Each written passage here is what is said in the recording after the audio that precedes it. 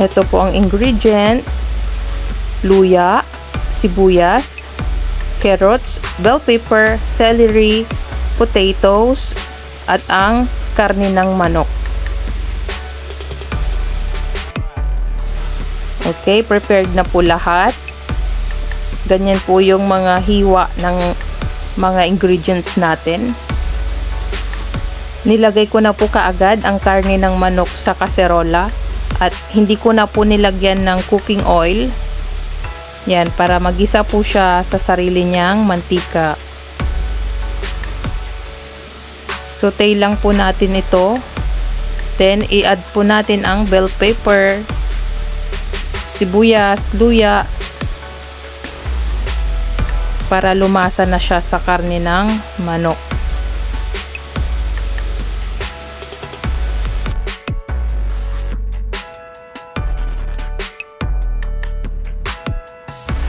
Kita nyo po, lumabas na yung sarili niyang mantika. Yan po yung isang nagpapalasa ng sabaw po natin. Siya nga po pala, optional lang po itong bell pepper.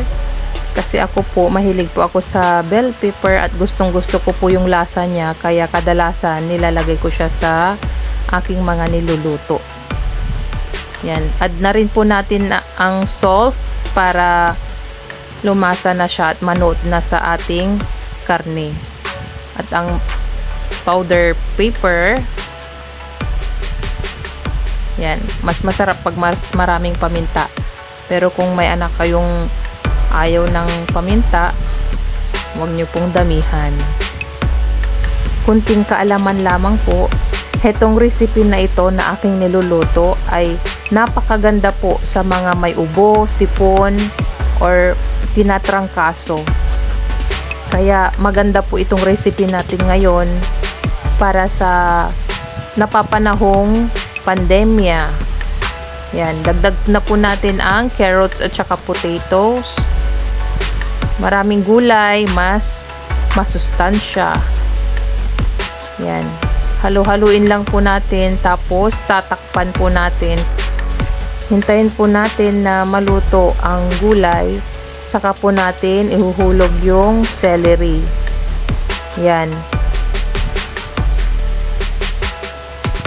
At huwag kalimutan na tikman po ang ating niluto at i-adjust ang salt or kung gaano kaalat yung gusto nyo. Pero mas maganda sana pag hindi masyadong maalat ang ating timpla.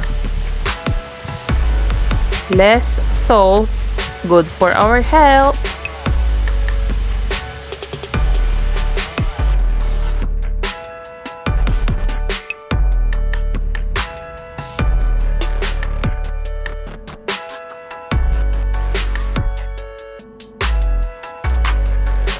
Okay, hulog na natin ang celery.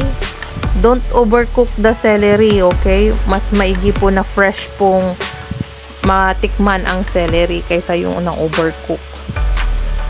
Yan.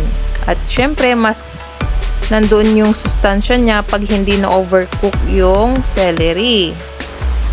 Ang celery po ay napaka sustansya. Kaya, kain lang tayo ng celery, mga bata, ha? Yan, tapos na. Bon appetit! Thanks for watching. Laging tandaan, health is wealth.